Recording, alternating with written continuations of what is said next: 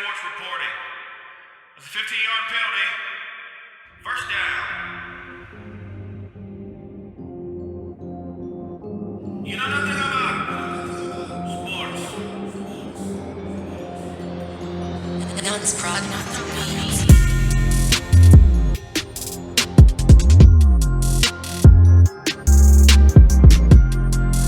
You know nothing about sports. Ping pow. Bang. A sock shot? Dude pulling just pulling socks doing? out of nowhere. What kind of man cave is that, dude? Come on. Hey, Is that a man cave?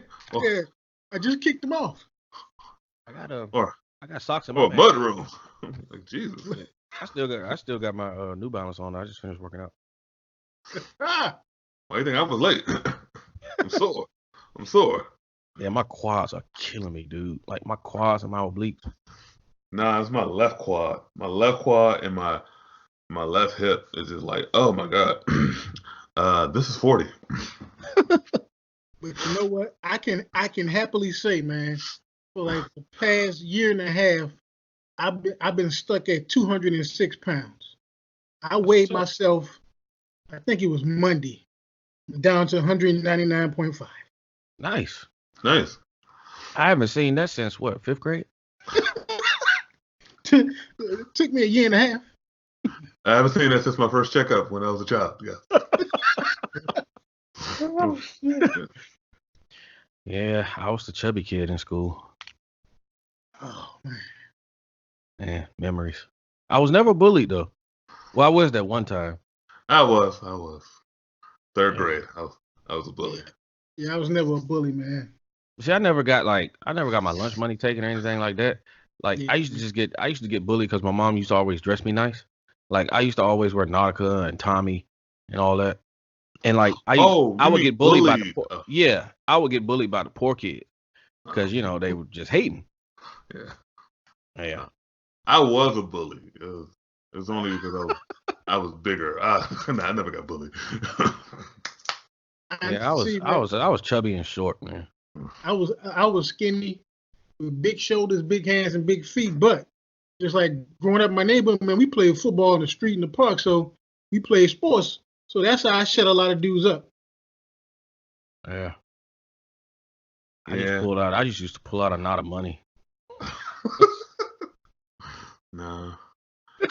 I pull out these hands. Brandon? Pull out these hands. Where'd you grow up? You said, where did I grow up? Yeah. Well, my childhood in Rocky Mount, North Carolina. Man, Rock City. You couldn't do that mess in Uptown New Orleans. You pull out some money. Yeah. That's how you used to get the girls. But I will say this, man. He my friend right now. I can go on record and say, I don't know Aaron Neville, right? Yeah. All right, Yeah. man. His son Jason, me and Jason the same age, man. We went to elementary school together. This was the first dude I ever seen in the 4th and 5th grade. No, 5th grade. Come to school like three $100 bills and just lay them on the ground by his desk. What? What? Yeah. And For I used what? to look. I used to be like, and look, because I told y'all, man, I was always fast, man. Couldn't nobody really catch me in my neighborhood. So I would be like, man, I know I'm in school, man, but that's $300. I should take this joint and just burst out the class. But then, reality set in. Oh, I gotta go home and see my mom. I know that's gonna be a whooping. Yeah. It ain't worth it. It ain't worth it. If my mom, one of them moms, man, she's still religious, be beating me saying, Lord Hammer, look what you got me doing, Jesus. Yeah, my mom ain't never uttered the words Lord or Jesus when she was beating me. She went directly to the other side. Like she crossed over to the other side, dude. Her eyes would turn red. Wow. Slow motion, like she would lift up her hand with the belt in her hand, and I swear to you, like everything would go dark and like a lightning bolt would just strike the belt, and then she was just like go to town. I remember them days. Man, I remember the time. That's scary. I remember the time, man. My mom was beating me, man. Why did I bite my mother? What? What? What? That's a first. Man, she kept hitting on me, man. I'm like, what are you doing? Stop. So, and then she looked at me. She said, "You gonna bite me?" Oh, it got even worse then. Wow. Let's start the show. Like I said, man, I got some grievances. Action. Right. Hello, America. Week 7. Wow. Week 7. You know nothing. Man. You don't know nothing about sports. And it's already week 7, like B Wig says. Week 7. Week 7. Lucky number 7. I actually did get a fair amount of picks right this week. So, I mean, I got that going for me. I don't know nothing about anything else though. Yeah. Like, all right.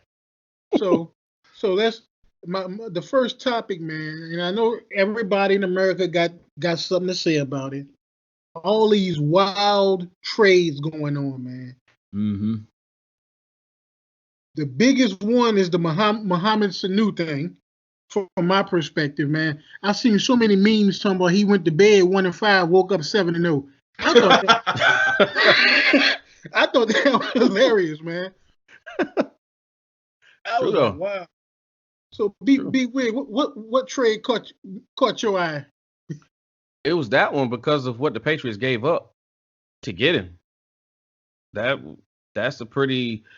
I feel like a second round pick is a pretty steep price to pay for, somebody of that caliber. Not to say that he's a bum or anything, but he's a pretty good number 2 at the best.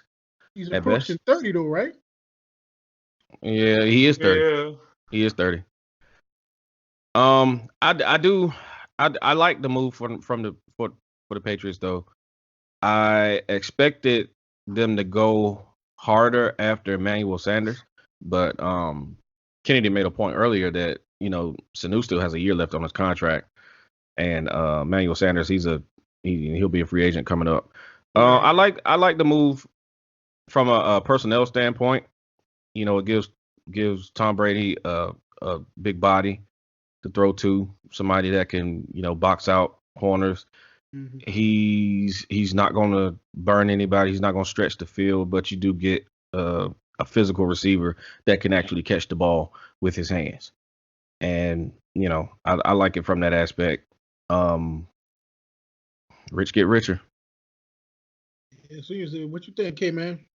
I think he is a good replacement for Gronk.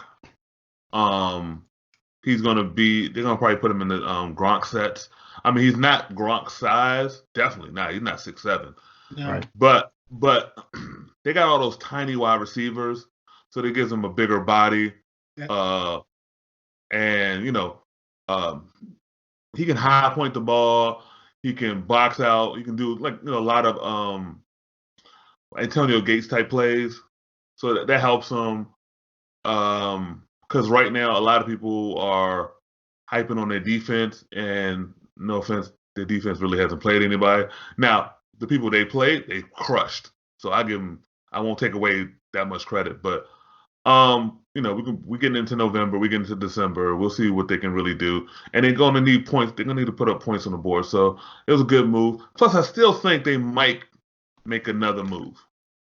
I think they might make another move. I think it was like Brandon said earlier, man. That's a good point. I was thinking about that when I was at work. I think it's a good personnel move, and like you said, Sanu is a big receiver, and I think he's a pretty smart receiver, which is going to help Tom Brady.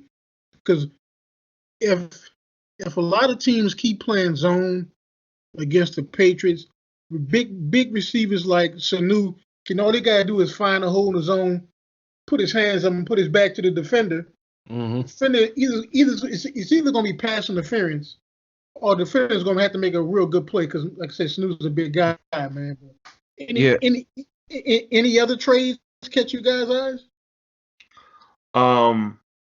The trade that a lot of people didn't see coming is the Diggs trade from Detroit to Seattle. Yeah, that trade, right? Yeah, that trade seemed to caught a lot of people off guard, and it might fracture the locker room in Detroit because a lot of people. I mean, this dude was a well-liked individual, and a lot of people in that locker room are upset that he got traded. And to me, Detroit, the general manager of Detroit is from New England, and the head coach is from New England, and they're trying to make New England type decisions without the record or the track record. So right now, that locker room isn't New England. You haven't molded that locker room, so you got a lot of individuals looking at this like, "What are you doing? We're not out of it. Why would you trade this guy and help an NFC rival?" So that trade kind of like, whoa, what happened there? I thought the Texans trading for Garyon Conley was an interesting move because it kind of solidifies that position for them. Like he's not a star, but he's like a good solid young dude. You know, he's in his second year. From what I've seen of him, you know, he's got good instincts. He's physical. I feel like that's kind of like the perfect move to combat what their main competition is doing, which is Indianapolis. You got somebody that can be physical with T.Y. Hilton. You got somebody who could potentially switch on to Eric Ebron because of his size. So I kind of felt like that move was interesting by Houston. I know, just like we was talking about the Detroit Lions getting rid of the corner, man. And my thing is, whose decision was that? Number one. Number two, they play man to man. They've been playing pretty damn good man to man. So, what corner is going to fill that void that can cover the way that guy did? That's why when I heard that move, I was like, what are they? They got a pretty good defense. Like, what are they doing? I said, maybe Patricia sees something that we don't. What Patricia sees is a deep cornerback class coming up in this upcoming draft. Good point. Yeah, which is why you see a lot of these teams trading cornerbacks. Right. You know, Jacksonville, the Rams, Oakland, Detroit. I mean, all of these teams, you see all these cornerbacks moving. Chris Harris is probably going to move within the next 48 to 72 hours. So, it's just a very deep cornerback class coming up. Well, I won't say very deep. It's top heavy, but there's some very, very good corners that's going to be taken in the top half of the first round this year. Yeah, this upcoming draft. I think if I'm not mistaken, last year in the NFL draft, no corners were taken in the first round. Yeah, I think you're right. No corners. Yeah. No corners. Yeah, and that's going to change this year. So yeah, it's going to be a deeper class. My issue with Houston, I got a lot of issues with Houston, but my issue with Houston is they need a general manager because do they have any picks in this draft now? I don't know. Between very few. Between the Laramie Tunsil move, the Kenny Stills move, now this move, it's like they don't have a lot of picks. Now I know they have a lot of money under the cap, and that's because just they got Deshaun Watson under a team-friendly deal, probably paying him like $600,000, maybe $1 million. But this is whoever runs that team. This is the reason why you need a general manager. Your coach is giving away a lot of assets that you will need in the future. Right. And it's short-sighted thinking. I don't. Yeah, and you typically don't see teams like this moving draft picks unless they're like right there. Right. At the Super Bowl, at the conference championship. You don't see wild card teams. Right. The Houston Texans are a wild card team. Yeah. You know, you don't see wild card teams just forking over picks for players and they're not like right there. Yeah. Unless somebody knows something that we don't, man. Unless these general managers got some good scouts and they've been scouting, man. But I was just surprised by some of the moves, man. That's a Well, I just remember someone saying when Houston was making some trades early in the year, a coach thinks about right now, while general manager's decision, has to think about not only right now, but next season and the upcoming season.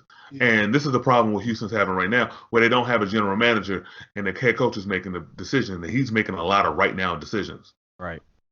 That's a good point, because you're right. I think a good GM looks two to maybe 3 seasons ahead. Yeah. At the needs. Exactly. And I think if you put together a real good scout team, you will have some of these scouts, and I'm pretty sure they're doing it now, have some of these scouts going to some of the high school football games, looking at these kids, say, okay, where are you going to go to college? Okay, let's keep an eye on this guy. So, right. Because that's been the trend. I've heard a few analysts say that like a team may have 10 to 15 scouts. I'm like, why do you need so many scouts? What are you doing? Shouldn't you have like maybe 3 or 4? You got 10 to 15. But they're getting the scouts out to these high school games, starting to basically recruit these guys early on. Yeah, they got these area scouts. Most teams have at least minimum one guy. Like they got a South Scout, they got a West Scout, East, and then some people even go subdivisions: Northeast, Southwest, Southeast. Right. And then some people will just go have I got a scout in Texas. I got a couple scouts in Texas. I got a couple scouts in Florida. Exactly. In California. So yeah. And then you got ones that you got scouts that just do junior colleges and 2-year colleges. That's whole. That's what I was saying.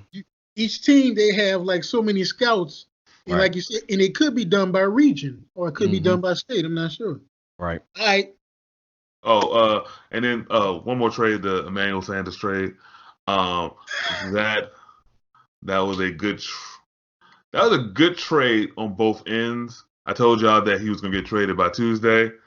I should have said I knew he was going to get traded by the 49ers because Elway and Lynch have a really good history, dating back years, so they like to converse. So it was a good trade for the 49ers, who right now have been winning with defense and running, but as we get into November and October, you're going to have to throw the ball, and their number one option is a tight end. And so with Emmanuel Sanders, they give them wide receiver number 1. Takes pressure off of Kittle, right? Yeah, Kittle. And in exchange, the Broncos got a 3 and a 4, so it gives them going some ammunition in next year's draft. Right. Yeah. If it's going to work, it's going to have to be this season, because he's not staying there. He's not staying there past this season. Absolutely not. And no offense, I honestly don't think it's going to work, but that's just me. Yeah, I don't know. It's the person who's throwing it to. Like, what's his name will design a great game plan, but Garoppolo has to get the ball there. And Emmanuel Sanders is in the typical line of all these diva wide receivers, Moody. And one of the reasons that he was traded away is he was becoming a cancer and a problem in that locker room. And essentially, Elway kind of alluded to his issue in the Tennessee game, where he didn't come in the second half, and he had a sore knee. Yeah. The only way, the only thing that I see that kind of has me thinking that it may work out is the 49ers are getting ready to get Joe Staley and Mike McGlinchey back. And that has had a lot to do with the lack of success that Garoppolo's had. Yeah, it'll show up that line. Yeah, it'll show up the line. Hopefully they'll spring a running game off of it. I mean, it could work. Isn't Matt Breida still out? Yeah. Yeah. I think he may be out for a while. Yep. All right, because my man can run the ball. All right, so this has been a hot topic on some of the shows I've been watching, man. NFL power rankings. I only did the top 10. And Brandon, somehow the Cowboys made it in the top 10.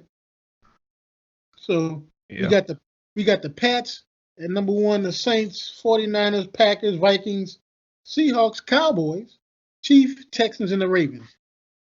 K-Man, do you agree with those power rankings? Where did you get those power rankings from? I looked at 3 different sites, man. Everyone got them in the same order. All right. So I like that they put the Saints at number 2. I really like that because as good as the 49ers are, I mean, as good as their record has shown, I don't really know if they're that good. And the Saints have shown that they are playing really well without their guy. And so how good could they be with it when their guy comes back? Maybe I'm supposedly he's a game time decision for Sunday, even though I don't think he should be playing, but that's just me. I wouldn't play him. But that's how you roll. From this list, I really don't have a problem with this list as of currently constituted right now. Seems fairly accurate. Yeah. Hey, look, that's why I came, man. I checked 3 different sites, and when I kept seeing the same order, I'm like, wait a minute. I said, let me ask the fellows about this one, because I was like you, K, man. The first one I saw, I'm like, nah, I ain't gonna go down. Second one, okay. Third one, I'm like, wait a minute. I'm like, if I had a problem, it would be the Cowboys should be at 10, and the Ravens should be at 8. I mean at 7. That's the only problem I would have. That's what I was thinking too, man. Yeah, because the Cowboys really haven't beaten anybody, while the Ravens had some good signature wins this year. But if you tell me, all right, are you going to argue about this? No, not really. I'm okay with it. All right, B-Wig, what you think, B-Wig? One thing that people have to remember when talking about power rankings is a lot of people look at power rankings and say, they'll see the Cowboys ahead of the Chiefs. Listen, the Cowboys are not a better team than the Chiefs. Power rankings, all the power rankings are a week to week how a team is doing right now. Right. That being said, I don't have a problem with the top 5. I would probably swap the Chiefs and the Texans, take the Cowboys out of the top 10, move everybody from 8 to 10 up, and put the Colts in at number 10. Oh, that's a little bit different twist on it, man. Yeah, I would put the Colts in at number 10. Yeah, because Jacoby Brissett is balling. With the Cowboys being 11. Yeah, and look, man, when I like I said, I looked at 3 different sites, man, and when everyone had it the same, I was sitting there trying to like pick it apart, and I'm looking at it and I'm like, Yeah. And like the K-Man said, I will flip flop the Ravens and the Cowboys. I actually keep the Cowboys at number 10, put the Ravens at number 7. But I couldn't dispute this list either, man. Yeah. I couldn't do it because, man, like, I know y'all keep saying the 49ers, they haven't played anybody. But still, it's the NFL. They're all professionals. They haven't lost. The 49ers are at 6-0. Right. Yeah, they're 6-0. I do see, for some reason, I don't know why, I see a nice little 3-game losing streak coming somewhere really soon. I don't know why, but I just see it because I know they were in Landover or Raljon last Sunday, and I know it was, and I know that the field conditions were bad, but it wasn't a monsoon or anything. And 9 points. I mean, 9 points against that team. Come on now. Yeah, but I think. Yeah. Go ahead. Finish. And then what? And it was just not a team. You got the head coach who got issues with that team and who owns it, who runs it, who after the game gave the ball to his father. I mean, if I was Mike Shanahan, I was like, hey, you gave me this ball. You only won by 9 points because you only put up 9 points. After what they did to me. Okay. I mean, to be fair, it was a monsoon pretty much outside. It was not. No, it wasn't. It really wasn't. it like an inch, like an Man, inch and a half of rain. it was raining like they had Bama was sliding 30 yards, man. That's Right. that's because it's an awful field. That's because of the awful field. It wasn't rain now. It wasn't raining now. Nick Bosa celebrated a sack by belly flopping on the field, and he slid like 10 yards. Once again, that's a bad field. That's a bad drainage system and grounds crew. But it wasn't raining that hard.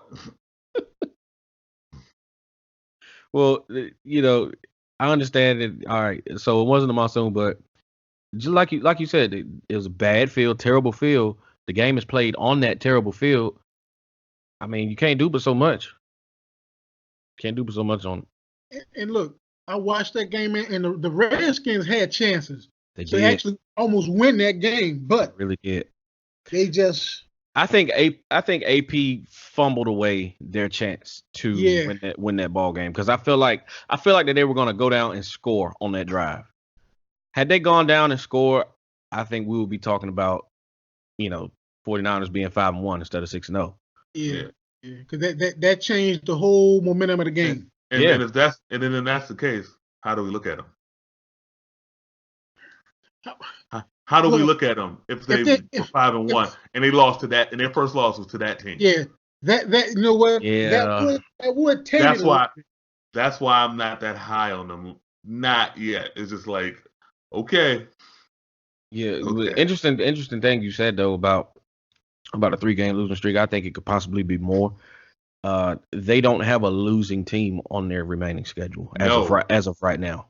No. Okay. Let me see something. I mean, this is. I thought our schedule was tough. You got the Cardinals, and that team got confidence with 3 in a row. You got Seattle, who's trying to make some noise. You got the Rams, who got pride. I mean, and look, Carolina on Sunday. Yeah, look, I mean, y'all good, cause that segue into the next topic, man. I heard people talk about this mess too. The strength of schedule. Mm-hmm. And you can see I put the strength of schedule in the email. So, K-Man, y'all said something about the 49ers. Now, first of all, I'll be the first to admit, I don't know what the numbers mean behind them, but they got them in descending order, man. Is this up to date? Is this up to date, or is this from the start of the season? It's up to date. Okay. So I think. Go ahead, B. Yeah, no, I was just saying the numbers are that's the combined, that's the average win percentage of the teams they have left. Like, okay, so Oakland has a 539 strength of schedule remaining. That's the average of the remaining teams that they have. That's the average of their winning percentage. Right. Okay. So they ain't got no cupcake. So if you average it out, everybody the average is above 500. So that's right. Right. Yep. So go ahead, B. What you say? I think one team is really standing out to me, and they took a hard L and a hard step back on Sunday, and that's Chicago Bears. Yeah. They have a remaining strength of schedule of a 520 along with the Chiefs. The Chicago Bears, for all the hype and for all the dogs and the horses they have on their defense, dude. The underachieving? Underachieve? That's an understatement. And it all points. It all point. I won't say it all. I won't say it all. I'm gonna be fair. I'm gonna be fair. It doesn't all. I'm gonna be fair. It does not all point back to Mitchell Trubisky, because for some reason they traded Jordan Howard in the offseason to the Eagles. Yeah. Mm-hmm. And now you see, Sunday was a prime example of why you don't make that move. They needed a running. They tried to trot Tariq Cohen out there. He's like, what, 5'6", $175, $180 soaking wet. Mm-hmm. Nah, man. Against a physical Saints defense like that, you need a horse in that backfield. You traded your horse away in the offseason, so you got no running game, and as a result, your quarterback is looking like trash. It's making your front office look like trash because they traded up one whole spot to grab this dude in front of Deshaun Watson and in front of Patrick Mahomes. What you think, K-Man? Okay. You said something, Brandon. You said it's making your front office look like trash. Their front office is trash. Let me go over a little history with this because I remember. So they got a GM who I think it's his 4th year on the job, and people in Chicago have been trying to run him out for years. So he had the third pick in the draft, and for some reason gave away the house to move up one spot because he thought San Francisco was going to go and trade the pick to somebody else, and they didn't. And then they used that pick to pick Trubisky, not picking Deshaun Watson, not picking Patrick Mahomes. All right. So then he sees that Philadelphia wins the Super Bowl. So I'm going to try to go and replicate what Philadelphia did. I'm going to go out and get the offensive play caller for the Kansas City Chiefs because it worked for Philly. It's going to work for me. Yeah, that's not working because he's not good. You lucked out because the Raiders are run by an idiot, and you got Khalil Mack. And for that 1 year, you had a really good defense. But you trade your number 1 running back and you draft a kid who can't run. And then because of those trades that you made, you don't have any picks, so you couldn't get any offensive linemen. So now Kyle Long is down, and now you can't block for nobody. The Bears, I know a lot of people always like, oh, the Bears are a prize franchise. Let's be very, very honest. They're not. They won a lot when there was 4 teams in the league. And then they did nothing throughout the 60s because they wasted Dick Butkus and Gale Sayers' career on losing teams. In the Super Bowl era, and it's a Super Bowl era over 50 years, they've only been to 2 Super Bowls and only won 1. Like, they're really not that great of an organization. They're only 500. They're only prized because of their 85 defense. Yes. That's it. And they might have had the greatest running back in the history of the league on their team in Walter Payton. Right. Oh, and I gotta be honest, my childhood hero was a refrigerator. That was my childhood. He was my childhood hero growing up. I used to have his uniform. I remember I got it for Christmas. When I was 4, I used to run around the house, little bad kid with a refrigerator uniform. Hey, check this out, man. Check this out, y'all. That's not a hate on there. If y'all look at this strength of schedule list, man, I was at work. I almost fell on the ground laughing at this. What team is at the bottom who has the easiest schedule? The team that said they're from D.C. but headquarters in Ashburn, Virginia, but play in Landover, Maryland. The Washington racial slurs. So what they're saying is that the Redskins should possibly win the rest of these games, right? Or be competitive, yeah. The only bad part about it is they've got the easiest schedule left, but they're easily the worst team of who they play. Yeah. So, I mean, look, that's what I was laughing at, man. Yeah, I mean, look who's right above them. Patriots. But look, the Patriots and the Rams. Now, if y'all look at all the teams that are like below 50%, what teams have a winning record? Ravens, Saints, Bills, Seahawks, Patriots, and the Rams. Right. Mm-hmm. So technically, those teams should be in the playoffs. Am I right? Yeah. Well, by that logic, yeah. Yeah. But like K-Man, you brought out a pretty good point, K-Man. You know, you said hopefully that the Redskins will be competitive. Hopefully. That's the plan. I don't know if it's gonna happen, but hopefully. I will say this though, they do look more interested on the field. Yes. They look like they're more, engaged on the field under Bill Callahan. Yeah. Oh. Whatever that's worth. I give you that, and just like I was telling y'all on Sunday, man, Bill Callahan is known for running the ball. Mm-hmm. So the offensive line, they're gonna get that work in. So I wish we had kept him.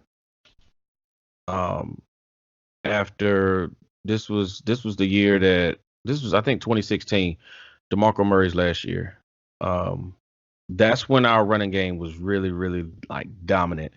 To have him in the fold with Zeke, no slight to Mark Colombo. I think Mark Colombo's doing a phenomenal job with what he has, but to pair Bill Callahan with what we got now, man, that would be special. But he's gone. Yeah, I think moving on. Yeah, because he got paid like almost. They paid him head coach money. Yeah, so. Mm-hmm. Hey, B-Wig, you on the roll, man. Next topic. Speaking of that, man, after that we'll go to predictions.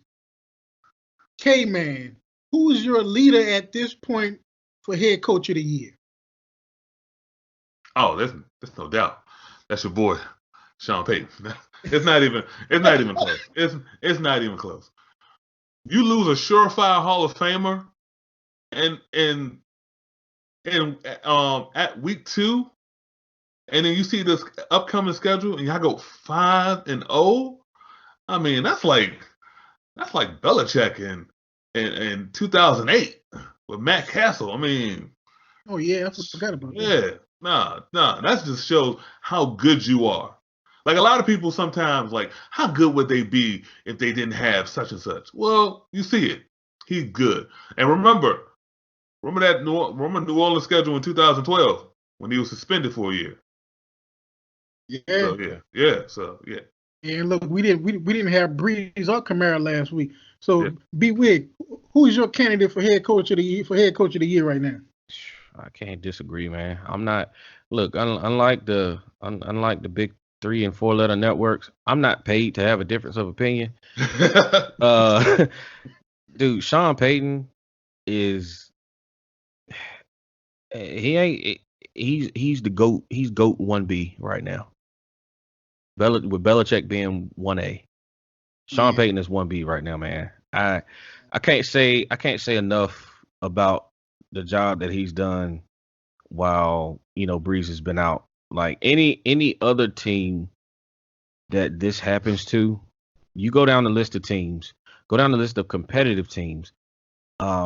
If they were to lose their starting quarterback, right, franchise, their franchise quarterback, like, what would they look like? Yeah, and for Sean Payton, man, he's just shout out, man. Shout out to him.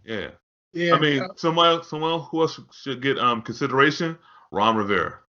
Now, it's Sean Payton's award, but if you had to pick somebody else, and not Sean Payton, Ron Rivera. I would say the Bills coach or the Colts coach, man. Yeah. Frank Wright got hit hard. 2 games before the start of the season and preseason, and just look what they're doing. Yeah. Yeah, man. Yeah. I mean, I could probably name like 3 or 4 dudes who are deserving. Yeah, but Sean is just. But yeah, he's like runaway, runaway. Miles ahead. And look, man. All my Saints friends and family been posting this clip about Stephen A. Smith talking about after Breeze went down. The Saints are done. It's over.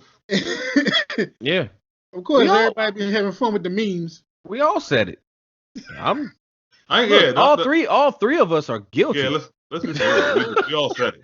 Dude. Now here's the thing.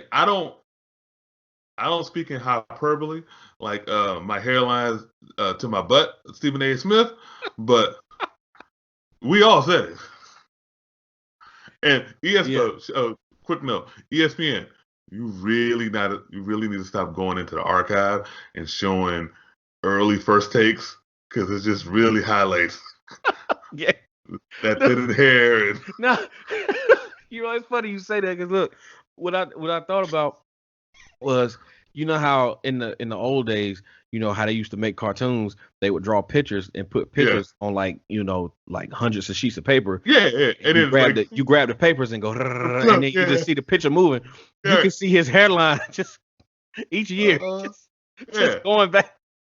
Man, now, it's funny because you also subtly killing Skip Bayless because you see pre-plastic surgeries, but it's just like you're killing your own product. It's like stop. Right. Dude, probably in like 5 years, if he keeps getting haircuts, dude, he's gonna come out with a new haircut called the headband. His haircut is gonna be like a headband. Yeah. Man, he's gonna look like Mr. Potato Head, man. Yeah, for real. Tell him. All right. Steve Harvey already got that on lock. Yeah. All right, man. Let's go to the picks, man. Week 8. Let's do it. This is a game we got tomorrow night, man. Man, who you got? Redskins or the Vikings? So, for some reason, I don't know why. For some reason, I think this game is going to be a little bit closer than a lot of people expect. I don't know why. Because no one's really, come up. Like, I think Kirk Cousins needs someone from the Redskins to say that he was trash when he's here, and he would go off. But no one's saying anything. So I think the game's gonna be closer than what it is. I still got the Vikings. I don't know what the point spread is, but I still got the Vikings winning. But it's going to be a little bit closer. Now, supposedly Kirk Cousins can't play in prime time. This will be a very good opportunity to play in prime time and put up those numbers that you've been putting up the last 3 weeks. Who do you got, really? Hey, I agree with everything Kennedy just said. I think this is going to be. I can't pick the Redskins. I can't. But this is going to be a weird game. Yeah. You got Cousins out. Or not out, but you got Cousins going out ready to prove a point, ready to prove that, y'all made a mistake. Let me go. The only problem I have with that is when quarterbacks do that, they tend to make a lot of mistakes. Right. Quentin Dunbar is tied for second in the league, 3 interceptions. He's getting better at corner. Right. Defense overall is playing with more confidence. There's no Thielen. Yeah. They got nothing to lose. And they're as a team, as a collective unit, they're more engaged now. Yeah. Under Callahan. They're not afraid to run the ball. AP's going back to his old stomping ground. Mm-hmm. This is gonna be a weird game. I would not be surprised if Washington somehow pulls this off, but I will not pick them. I will pick the Vikings because they're. I don't know about pull it off, but maybe cover. Yeah. I think they'll cover, but I got somehow the Redskins winning this game by like a field goal, a last-second field goal or something. Something weird. Something crazy. I see, Kirk Cousins, like you said, throwing 2 picks. One of them might be a pick 6. Right. Mm-hmm. I see Case Keenum managing the game, going for like what, 18 for 25 for 202 yards and 1 touchdown or something. Right. Maybe, because the Neil Hunter off the end, man, that's a vicious dude, man. Yeah. They need to check him for steroids. I know he went to my LSU, man, but man, I was watching the interview with him on Sunday. I said, man, what the heck? Nah, he crazy. No, he's legit. Like he's legit. Like missing a few. Yeah. But Minnesota is 16-point favorites. The Redskins will cover. I will say I am bold enough to say that with confidence. Yeah. The Redskins will cover. All right, K-Man. I'll start with B-Wig this time. I give K-Man the last word on this one. The Colts. Well, the Broncos at the Colts. Who you got, B-Wig? The Colts. Better team. Better quarterback. I think the Broncos are kind of like inching towards that tank mode. So I got the Colts. I don't see the Broncos tanking, but it might be like, all right, K-Man, what you got? They ain't tanking as long as John Elway's there. They ain't taking. That's what I was thinking. Not intentionally. but they are not good, and they are notoriously bad in Indianapolis. They are just notoriously bad in Indianapolis. I mean, I think the last time they won was Brock Osweiler, and that was in I think 16, and it hurt their chances to get a top 4 pick. But I've gotten over that. Vance Joseph. But I got the Broncos losing. I got the Colts winning, and I just hope Chris Harris doesn't get. I hope 2 things. I hope the Broncos get beat by 20, and Chris Harris has a good game but doesn't get injured, because him getting beat by that will show Elway that this team needs full tank, because they still haven't really, even though they got like 12 picks in this draft, in this upcoming draft, Elway still thinks they can win. You won't really know how he feels about this team unless here's some 3 signs that you'll know that he's finally embraced the rebuild. 1, Chris Harris is gone. 2, Derek Wolfe is gone. And 3, the second player to come off of IR is Drew Lock. Mm-hmm. If those 3 things happen, the Denver Broncos are finally rebuilding. Brandon, you had me laughing, man, because when we were talking about tanking, you said not intentionally. You remember when what you call him, Poppy came in the bathroom, didn't wash his hands and left out? Yeah. Jared was like, at least turn the water on for myself. Right. Make it look good or something. Yeah, Poppy is gonna make it something special for you, Jerry. Yeah. Poppy was a little sloppy. There you go. Poppy's a little sloppy. The duck is more succulent than I even thought myself. All right, man. All right, K-Man. Tampa versus Tennessee. Who you got, K-Man? Where's that game at? Tennessee.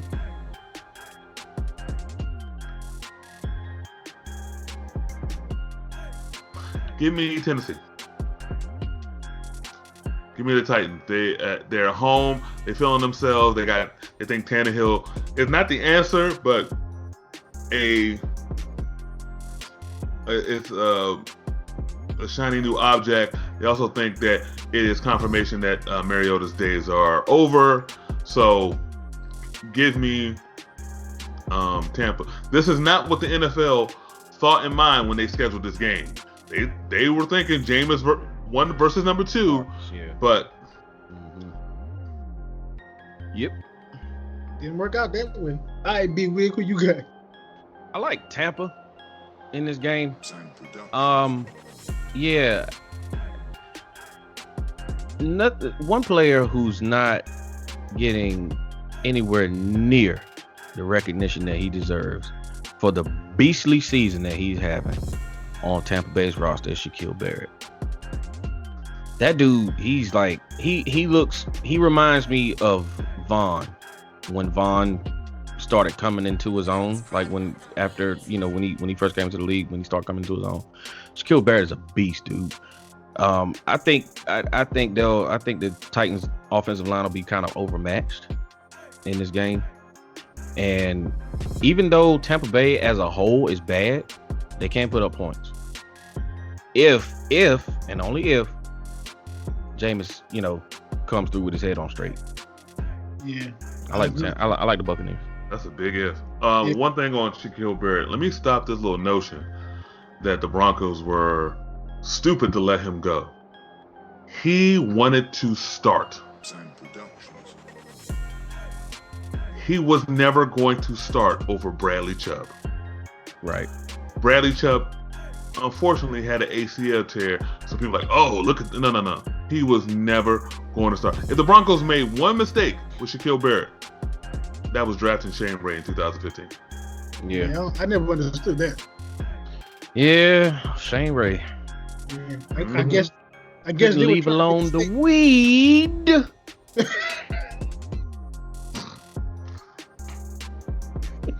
All right, man. The weed. All right. So, what you got with Arizona and New Orleans? The Saints. Yeah, it's in the dome too, boy. Yeah, big ups to Arizona for their little streak they got going on. Little. Yeah. Is Breezy coming back this week? I don't think he should, man. But I know how competitive he is, man. And I know how competitive Sean Payton is. Don't be surprised if you see Drew Brees this week. I wouldn't do it, but I wouldn't do it either. Regardless, I'm picking the Saints.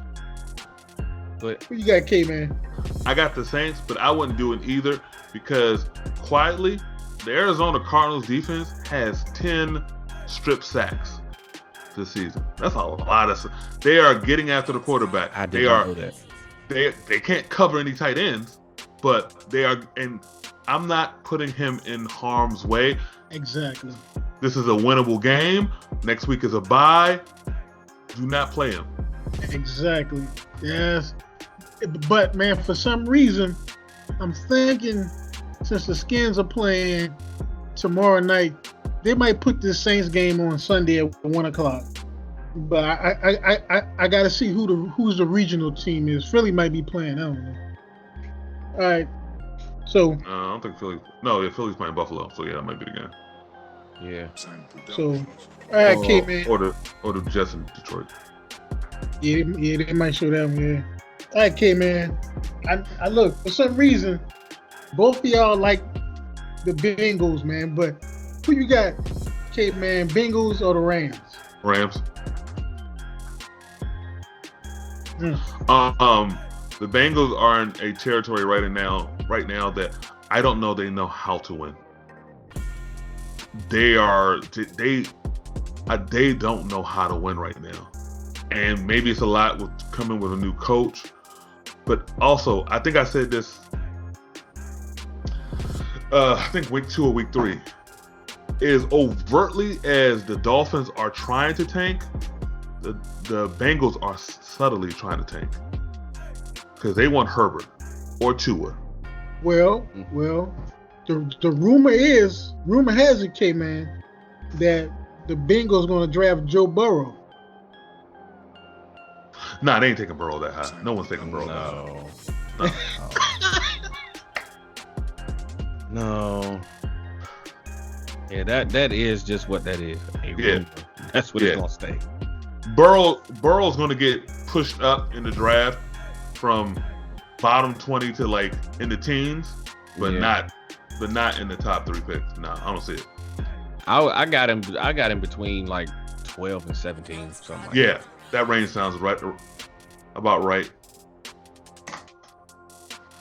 Okay. For the record, I'm taking the Rams in this game. There's a little birdie tweeting out there talking about the Bengals might trade AJ Green. I don't see it. This, even if they do, it won't happen before this game. So I like the Rams. All right. If AJ does get traded, you know where he's going, right? To the Rams? No. Who you got? New England. Oh, good. 0-1? Oh, absolutely. I can't disagree. I can't disagree. Might happen. Because of what he's still young. Still young. What is a 1 to them? If it's pick 32. No. Right. Yeah. I can't disagree. Yeah. And then with them signing AB early this year, they're not afraid. So, yeah, might be on something. Yeah, you might be on something, K-Man. All right. All right, B-Wig. Out of the Jets and the Jaguars, who you got, B? The Jaguars. Listen, as good as Sam Darnold was 2 weeks ago against us, NFL Films let out a little boo-boo on Monday night. It's something that you never want to happen. You never want to. Okay, it's looking vulnerable is one thing, but when teams actually know that you're vulnerable and lacking confidence, even that as bad as Jacksonville is, and I mean they're not that bad, especially on defense. They're not that bad. Mm-hmm. They got to be licking their chops for this game. Mono is the worst of. Or it was the worst of Sam Darnold's worries before this incident on Monday night. He got a whole nother set of problems now. Hey, when they were interviewing Sam Darnold, man, I couldn't look at him, man. I'm like, man, you. And he tried to play it off, like, yeah, I'm not embarrassed. Like, dude, whatever. Millions upon millions of people heard you say, "I'm seeing ghosts." Now somebody's gonna come out with a meme. You remember the little kid from Sixth Sense? Oh, you took my joke. I see dead people. God, you took my joke. Oh, for real? My bad. Who you got, K, man? Oh, wait, Sean to come to me. I was like, look, it is no way in hell I'm picking Sam Sixth Sense Darnold. It's no way. Oh, man. Did you see the video of Cowboy and Roy when they told him that? Yeah. Oh my God, that right there. He's like, nah, he didn't say that. Right. Come on. And I like that Brett Favre came out in his defense and said, no, what happened to me? Hey, look, it happened to everybody, but you don't say it. I don't say it. This kid, I mean, he's Haley Joel Osment right now. I mean, he's seeing a dead Bruce Willis talking to him. No. I hate to overreact to stuff, but this could potentially be a career-altering incident.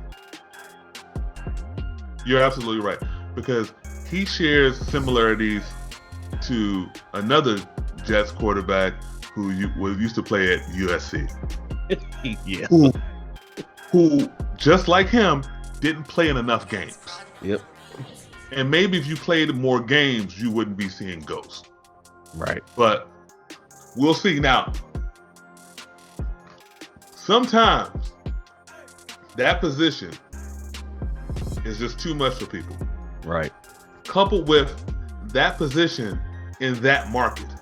Mm-hmm. Yeah. Coupled with that position, that market for that team that hasn't won anything since Super Bowl III, who've been looking for a guy. Right. So. All right, okay, man. So you taking the Jaguars? Of course. All right. So the next game, a good segue, K-Man. Giants or the Lions? Now you just said a quarterback in that market. Daniel Boone Jones. You think he can handle it? Oh, Danny Downs, aka Danny, I put it down because the ball's always on the ground. Yeah, give me the Lions. Who you got, B? Yeah, give me the Lions, man. Give me the Lions. He hasn't. Daniel Jones hasn't done much of anything since that. What was that? Week 3 came in. He got that win against Tampa Bay. Yep. He hasn't done anything since. He's starting to dare to say he's starting to look overdrafted. No. So yeah. He's starting to look like that guy who was at Mobile for the Senior Bowl, where draft evaluators like, oof, God. Right. He's starting to look like his senior stats. Yeah. Ooh, Cutcliffe is hyping up this kid? Like, ooh, really?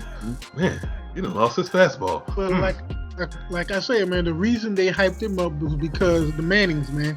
Exactly. Every year he would come down to New Orleans and go to the Manning passing camp. Yeah. And then with the the relationship between the Mannings and David Cutcliffe. Yep. Exactly. Yeah. All right. This game I think is gonna be interesting, man. So, K, man, who you got out of the Chargers and the Bears? I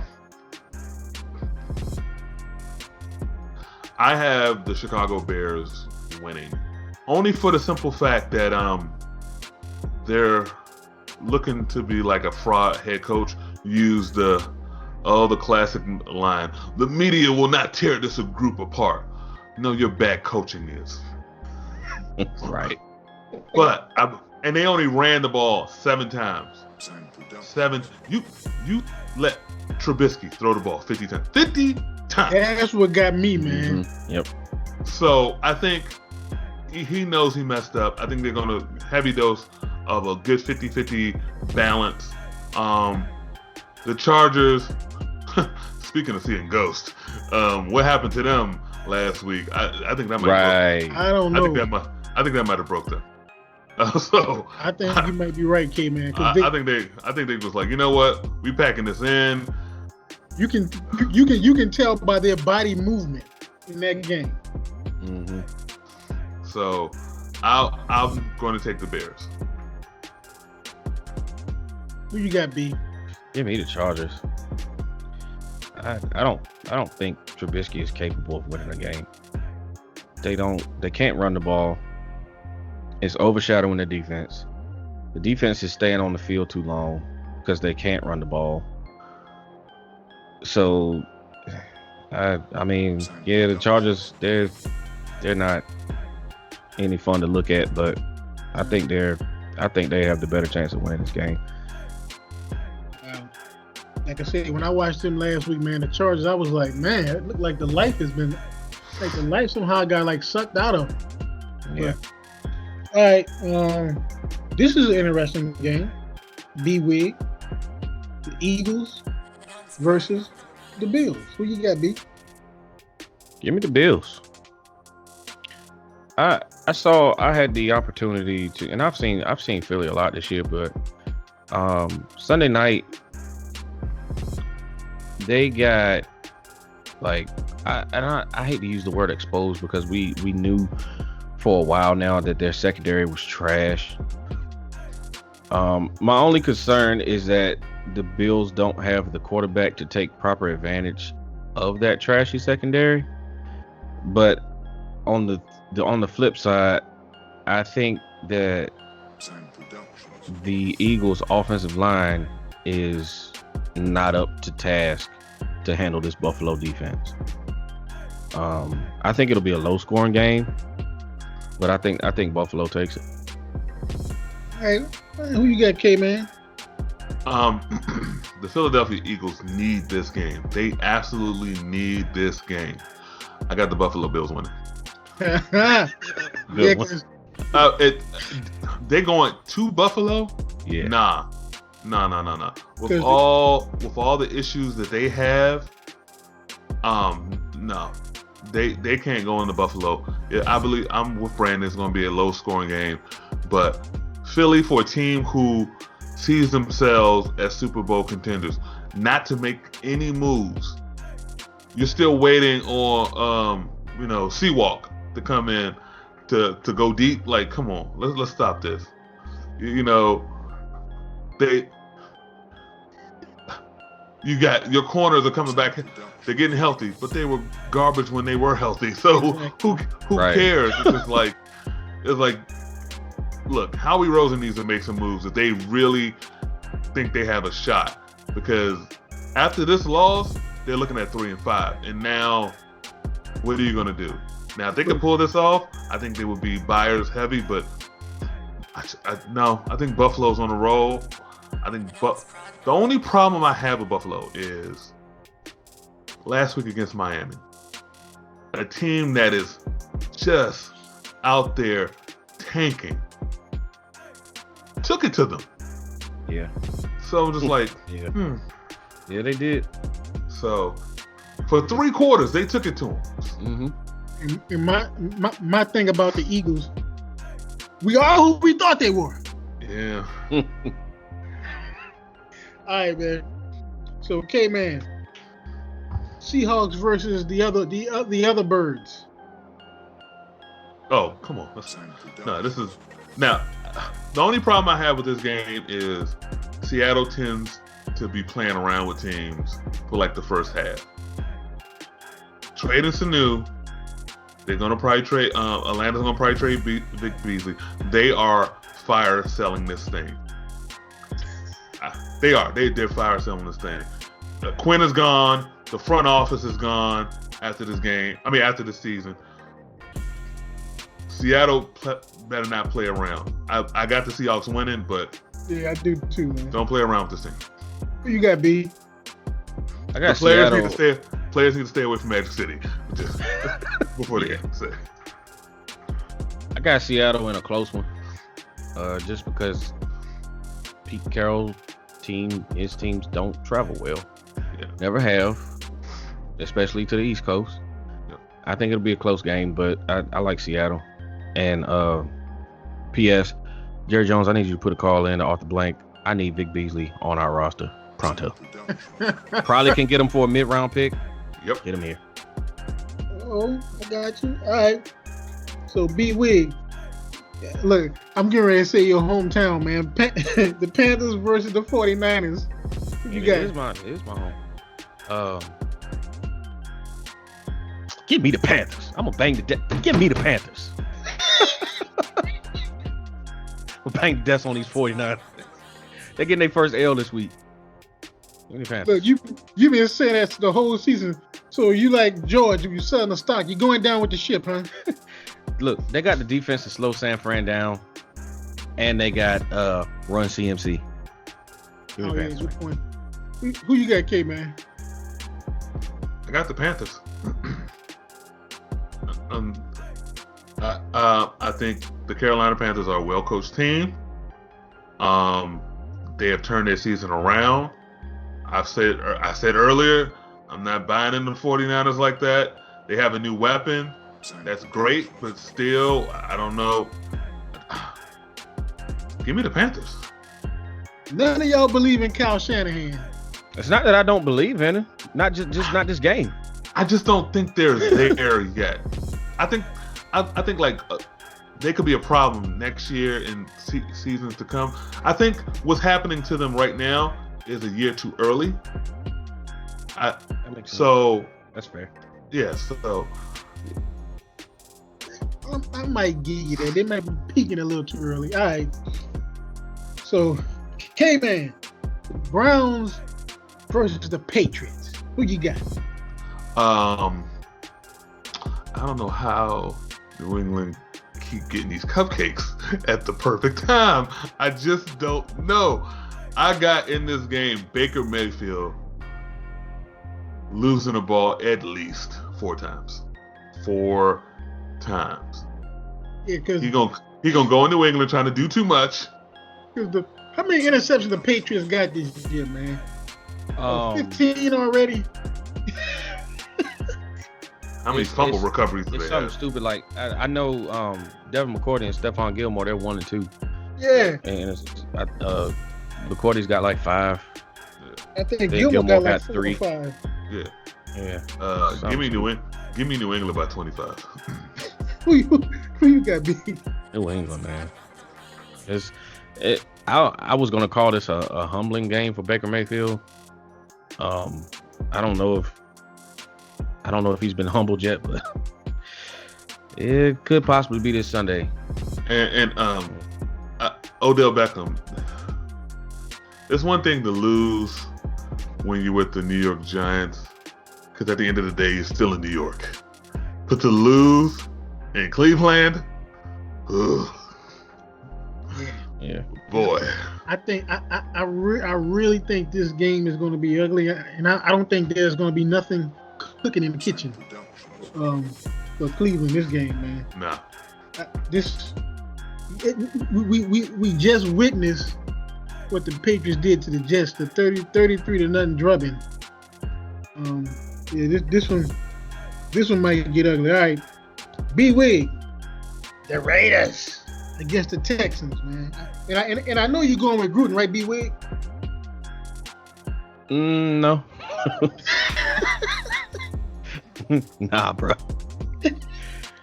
If this game was in Oakland, I might give Oakland a little play, but Deshaun Watson plays really well at home and on the road for that matter. But I like give me Houston. Give me Houston, man. I like Houston. I like Garyon Conley to have a big game against his former team. All right, K-Man, who you got? This is the battle of the two biggest frauds at head coaches. Because Jay Gruden got fired. Fraud Bowl? Yeah. And sorry, Brandon. This game could be played in Timbuktu. I'm still taking the Houston Texans. Oh, so K-Man, you gonna forego your O'Reilly rant this week? Hey, look, he is a loser, but he's playing a bigger loser. So no, yeah, I'm gonna give Bill O'Brien a pass. But if he loses, oh, the fire I will give him next week. I was gonna say, look, we'll dedicate a whole 15-minute segment to you. Y'all know that GIF with Elmo and all the fire? Oh yeah. Yeah, that's what I'm coming with. That's what I'm coming with. All right. So K-Man, back to you. The Packers. Oh, this is an interesting game, man. The battle of the State Farm friends. The Packers versus the Chiefs. Packers. Is Mahomes playing? No. He practiced though. Wow. He practiced today. No. Don't get confused what Kansas City did to my team. That defense still stinks. Mm-hmm. The Packers are playing well. Aaron Rodgers is going to eat them alive. Now, I feel sorry for NBC because, this is going to be a game.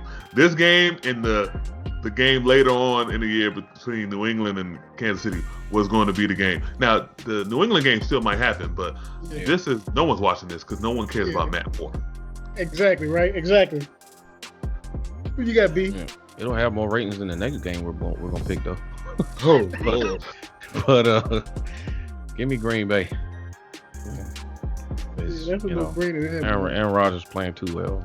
Yeah, like I told you, man. I've been watching him this whole season, man.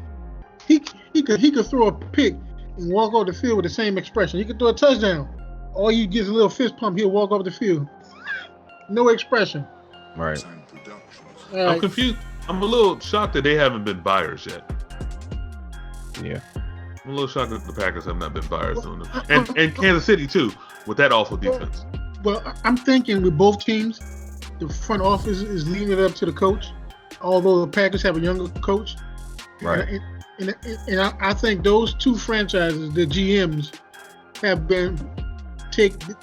this season they've taken a step back and say, okay, let me just stay out of the limelight. Let me let everything happen in front of me.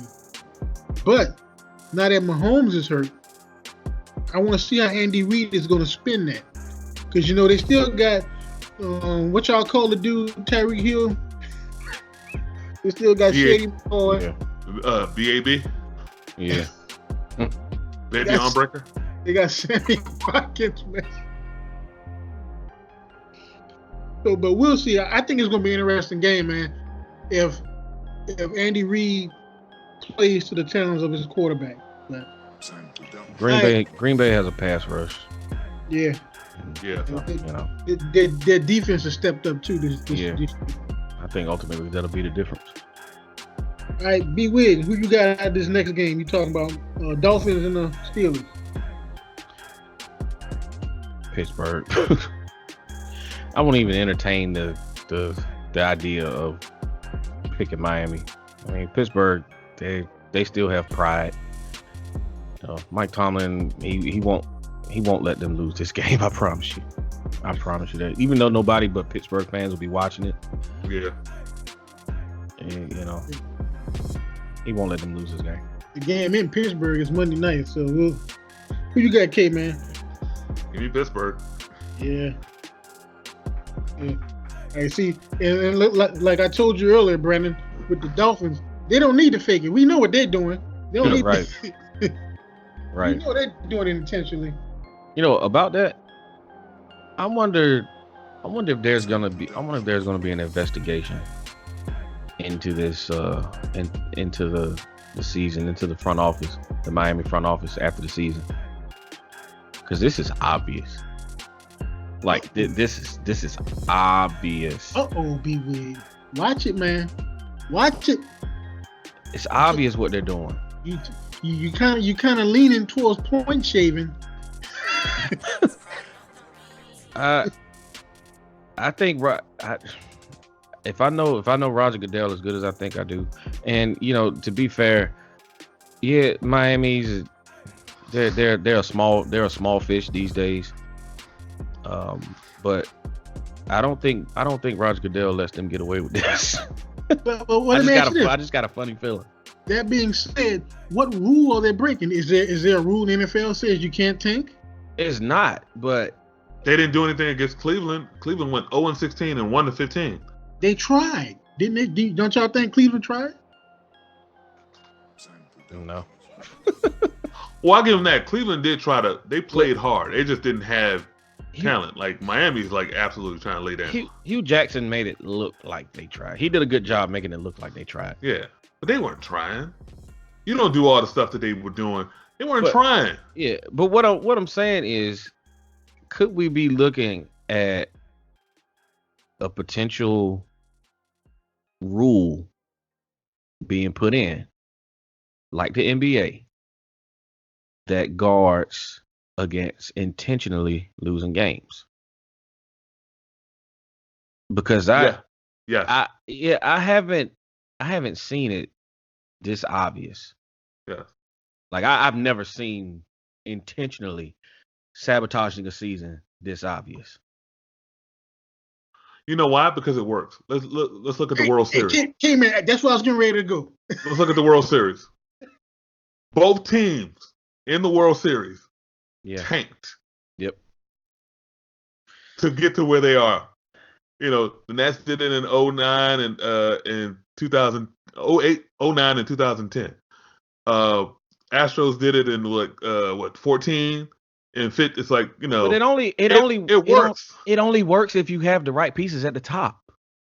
Okay, but my question to y'all, if it works and they got the right people at the top, how can that be a violation? You're helping your squad, right?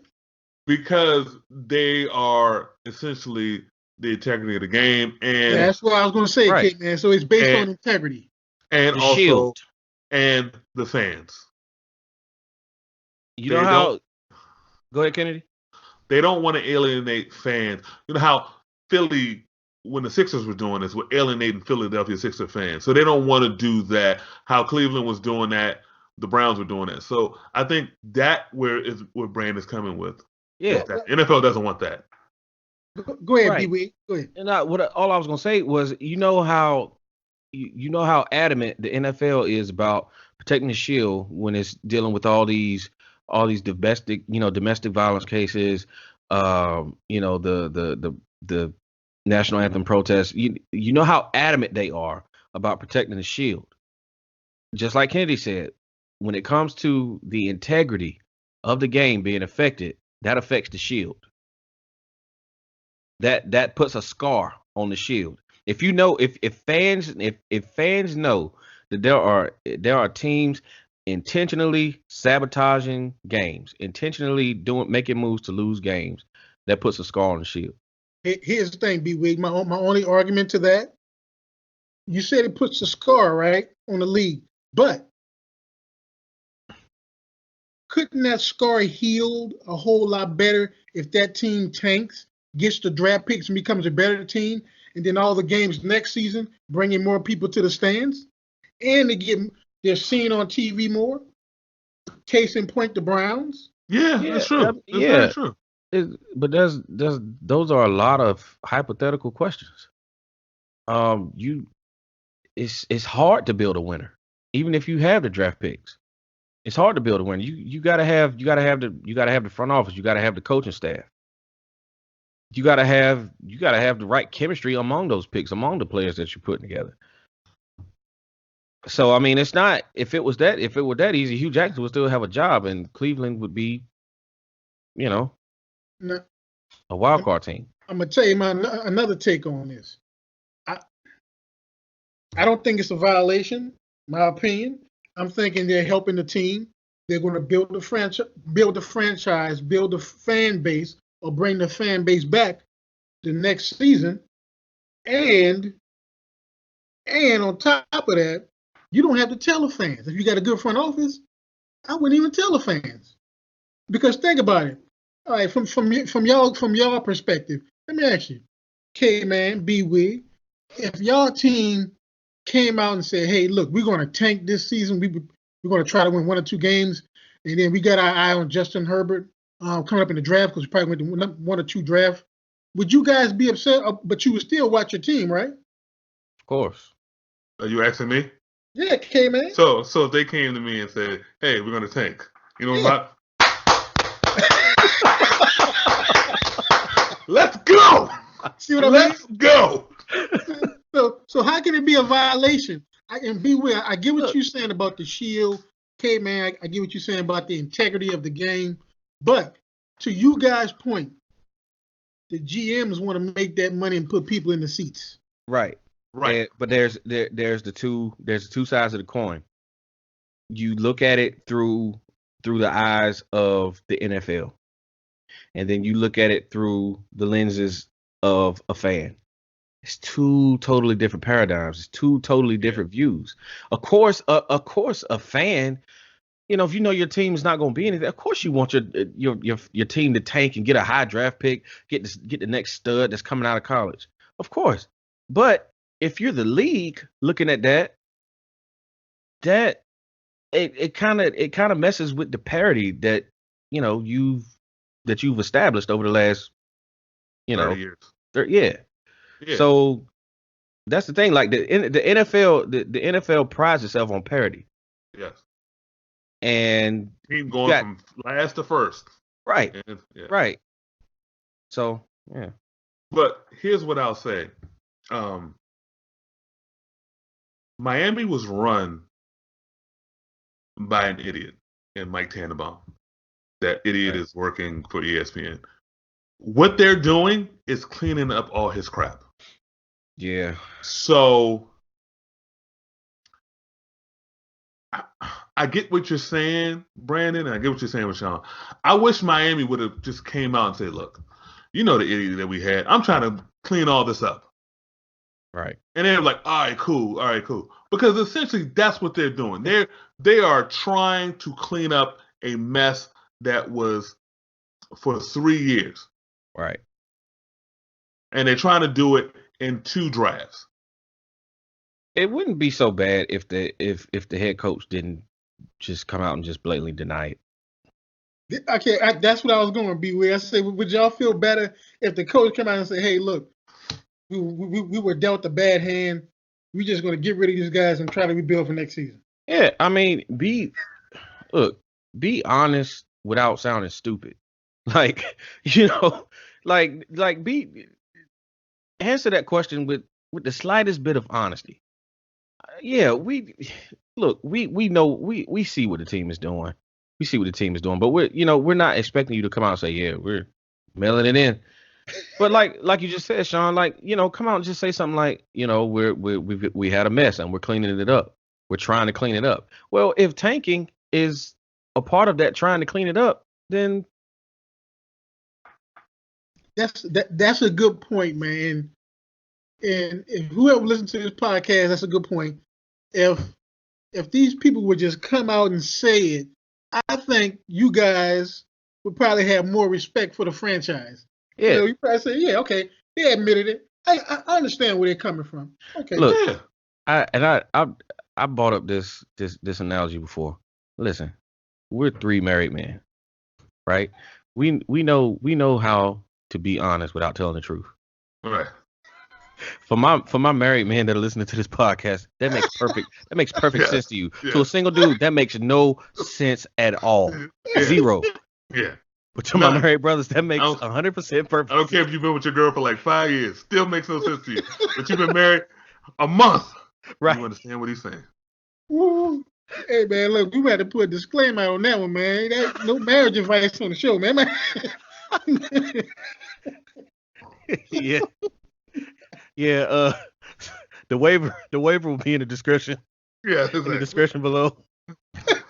Go sign that waiver. Yeah. I'm not responsible for any backhands you get or any nights on the couch. I'm not. Well, that's a good one there, man. But hey, look, I get what y'all saying, and you're right. And I think if these GMs and head coaches would just come out and just say, hey, look, we didn't this past we didn't have nothing. So don't expect us to go 8-8, 7-9. We might be 3-13. I'm just letting the fans know. But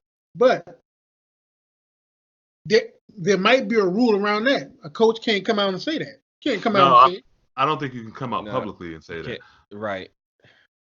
Especially like throwing out like win totals and stuff.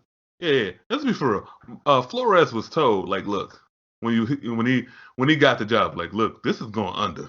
Right. But trust me, we're not going to throw you off. We're not going to make you the scapegoat. And he's like, as long as y'all don't do that, as long as I'm here for the winning. Right. Because he saw what just happened to Steve Wilkes. Exactly. Yeah. He saw what just happened to Steve Wilkes and was like, look, I know, we don't have a good track record if we underachieve in the first season. Like people like me don't have a good track record. So as long as y'all are with me for at least 3 years, we can let's go. Let's giddy up. That's a hard thing, man, because if you look at this, almost like a draft. Just like y'all saying they're tanking to get Tua. Tua could possibly be the best player coming out of the draft. How do you think he feels going to the Dolphins going 0-16? Well, I want to get my career out to a good start. I'm on the Vikings, yeah. 0-16. Well, I think Tua playing with Saban, one thing he understands is a plan. And they expressed the plan to him. And he seems like a fairly smart kid. I think he'll get it. On the surface, you're like, I'm going from Alabama to this. But if they explain to him the plan, I think, and the plan is well organized and well executed, I think he will get it. Right. And it's just the way that the draft is set up. I mean, it's been this way since the beginning. If you're a beast in college, you're gonna go to a sorry team. Yeah. Go live out your dream, bro. Congratulations. You're rich. You're in the NFL. Go live out your dream. I guess that kind of leads into the parity you guys were talking about, how the bad team get the best player. And yeah. I mean, let's look. Troy Aikman was drafted in '89, and they went 1-15. 1990, where did it go? Middle of the road. Yeah. By 91, they were a playoff contender. 2 years later, a year after that, Super Bowl. Right. Peyton Manning, 3-13. Next year, I think 13-3. Yep. So if you're somebody who believes in themselves, you're like, no, I can turn this around. But K-Man, my argument to y'all about both of them, couldn't you say the years where they were trying to tank to get another draft pick? Indianapolis was run by an idiot, so I don't know if they were purposely tanking. The Cowboys, you said, went 1-15, right? But the Fedora was, he lost a little steam. So I think, I don't know if they were tanking.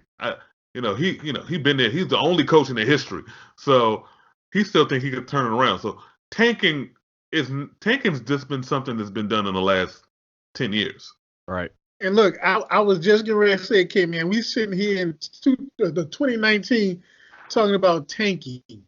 The first team, I think the first team to actually tank was like the 1984 New York Knicks. Yeah. They tanked for Patrick Ewing in '85. Didn't somebody do a documentary about that? Yeah. And the Houston Rockets in 1983. Y'all got me thinking about the Saints all those years with the bags over here. Were we tanking? No, y'all just stunk. Yeah, right. Y'all stunk, and y'all had no front office. Oh, God. Oh, man. That's a good topic, man. I'm going to have to do some research on that tanking, man, in the NFL per se. Because you don't really think about an NFL team, oh, yeah, we're going to lose games on purpose. But like I was saying, there may be a rule against that where you can't come out and say that. But behind closed doors, the Jim could be saying, look, man, I want you to call that sweep left, 34 right, 84 buck down, and make sure he drops the ball. I don't know. Hey, that 2-point conversion that Miami did versus the Redskins. Like, come on. Right. Come on. Like, come on. Yeah. You throw a wide receiver, a screen pass with all the Redskins around him? Come on now. Right. He wasn't trying to win that game. They're not trying to win. All right, parting shots, man. Be weird, what you got? You probably hear my family in the background, so shout out to the Indianapolis Colts. Frank Reich, exceptional job, with that team. Jacoby Brissett, I've liked him since he was at NC State. He's doing good. He's not going to make anybody forget about Andrew Luck, at least not right now. Mm-hmm. But yeah, man. Big ups to the Colts, man. That's all I got. What you got, kid, man? My parting shot is to the New York Jets organization. You are a garbage organization. Doing Kelechi Osemele like that. Not because, he Nigerian, and also if you check him by the first name, Kelechi, he a part of my people. Igbo, what's up? But this dude has a torn labrum, and you're trying to find him the most that you can find him, $579,000, because, and this all stems from he was signed by the GM that was fired over the summer, and they didn't like, and the head coach and the front office don't like him getting the money that he got. Bingo. So they doing this garbage thing, and then now a complaint is going to come against you to the point that he had to have a surgery that wasn't authorized by the Jets, and then the Jets going to send the second MRI. They send a blank MRI. Who does this? Who does this? Petty. Just petty. And expect the NFLPA to get involved too. Exactly. Just a garbage organization. Yep. All right, well, my shout out go to, like say y'all said earlier, man, Sean Payton, because when the Saints keep winning, I'm surprised. I'm a born and raised Saints fan. I'm like, what? The coaching is it really that good? Or the teams we playing are terrible? But shout out to Sean Payton, man. Hopefully we can keep it going. And look, man, Drew Brees, man, you don't need to play, bro. Man, just if I was you, man, I'd be chilling on the sideline eating some sunflower seeds. Mm-hmm. What Kendrick Lamar say? Be humble. Sit down. Yeah, you know what I'm saying? Just sit down. That's exactly what I'd be doing. I wouldn't be trying to play. I'd take 2 more weeks. Then I'll come back. Yeah. Right. Man. You got a chance. You got a chance to ride off in the sunset. Exactly. Right. Because I'm thinking if you come back, it's going to be some kind of freak accident. Could be. And look, could be. If it's the game of the week, I can hear either Joe Buck or Troy Aikman. Oh, that's not good. Look at that. Mm-hmm. Yeah. All right, America. Yeah, till next time. It was the same podcast channel, same podcast time. And I want to give one last parting shout out to our 8 subscribers. Thank you. Yeah, man. We building this thing. Yeah, you helping us. Thank you. We don't want you unless you with us. Yeah. You really riding with us. Right. Hit that like button, hit that subscribe button. Spread the word, man. Spread the word. Share it. Add comments. Any of you. Yeah. Add some comments. I'm not gonna read them, and I'm not gonna really care. But go add the comments. I don't care. Right. I mean, comments. I don't care whether it's positive, negative, whatever. Just comment. Yeah. And anybody that got a crazy drunk uncle that likes the NFL, show them to the podcast. Exactly. We doing this because we like to do it, and we think that you would like to listen. So, right. Thank you. Thank you to those 8. Look, as the name of the show goes, you know nothing about sports. Right. Neither do we know nothing. But for an hour and a half, we're gonna try to entertain you. So. Yep. Until next week. Smash that like button. Subscribe. Holla. Peace. Peace.